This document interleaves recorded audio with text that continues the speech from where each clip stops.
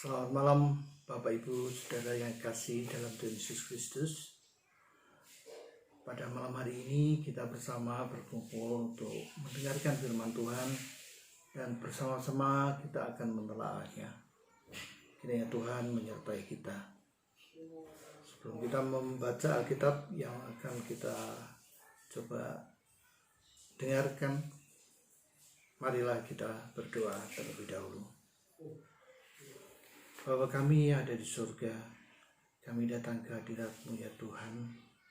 Kami mohon penyertaan-Mu di dalam kami membaca dan menelaah mengenai firman-Mu ya Tuhan. Sebagian dari firman-Mu ini, kiranya Tuhan menolong kami, sertai kami semuanya ya Tuhan, yang mendengar dan mau mendengar pada saat ini. Kami naikkan doa kami dalam Yesus Kristus. Amin.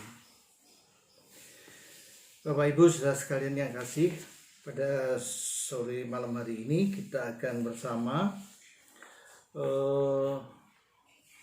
membaca dari kitab Yesaya. Kitab Yesaya pasal yang ke-44 ayat yang ke-6 sampai dengan yang ke-8. Yesaya 44 ayat 6 sampai dengan yang ke-8. Yang demikian bunyinya. Beginilah firman Tuhan, Raja dan Penebus Israel, Tuhan semesta alam. Akulah yang terdahulu dan akulah yang terkemudian. Tidak ada Allah selain daripadaku. Siapakah seperti aku? Biarlah ia menyerukannya. Biarlah ia memberitahukannya dan membentangkannya kepadaku. Siapakah yang mengabarkan dari dahulu kala hal-hal yang akan datang, apa yang akan tiba? Biarlah mereka memberitahukannya kepada kami. Janganlah gentar dan janganlah takut. Sebab memang dari dahulu telah kukabarkan dan kuberitahukan hal itu kepadamu. Kamulah saksi-saksiku. Adakah Allah selain daripada aku? Tidak ada gunung batu yang lain, tidak ada ku kenal. Amin. Saudara yang kasih dalam Tuhan Yesus Kristus, pada malam hari ini kita memakai tema Tuhan andalan hidupku. Dari bacaan tadi kita bersama akan menelaahnya. Tuhan andalan hidupku.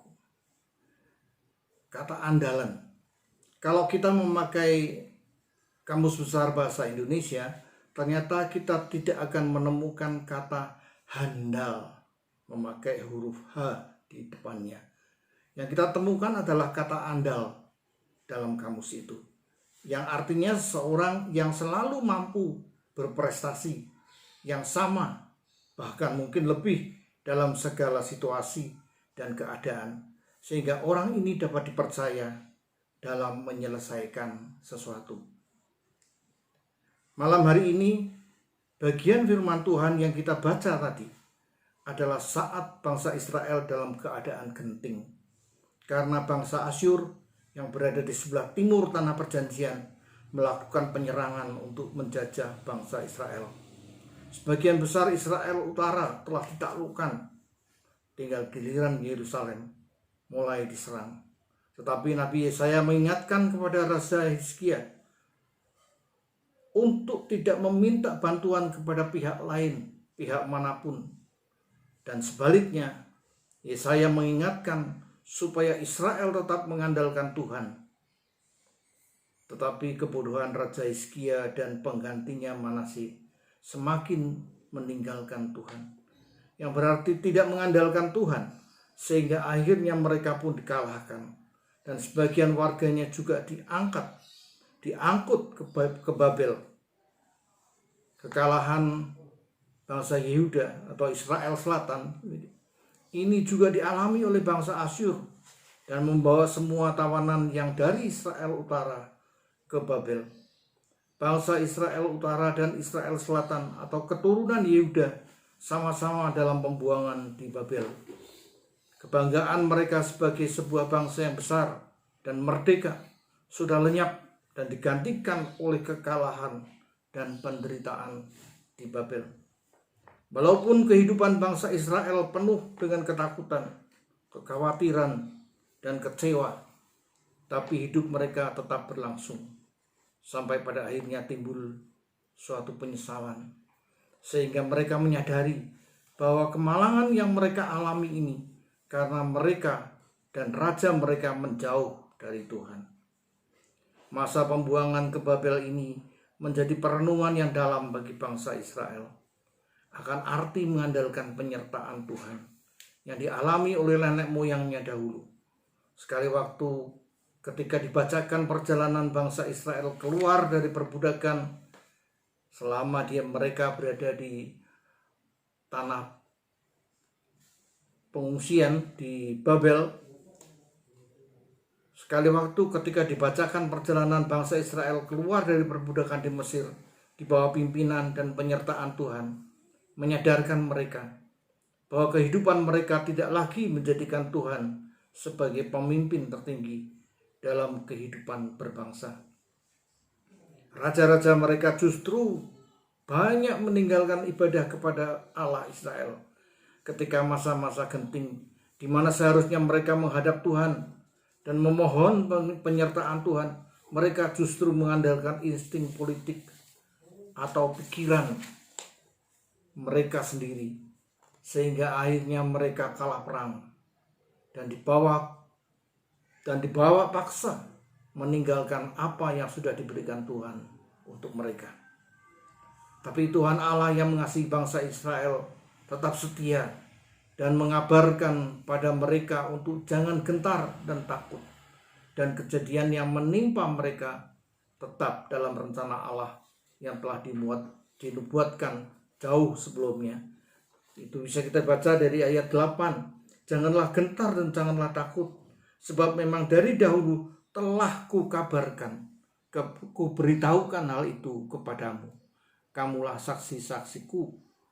Adakah Allah selain daripadaku? Tidak ada gunung batu yang lain, tidak ada yang kukenal.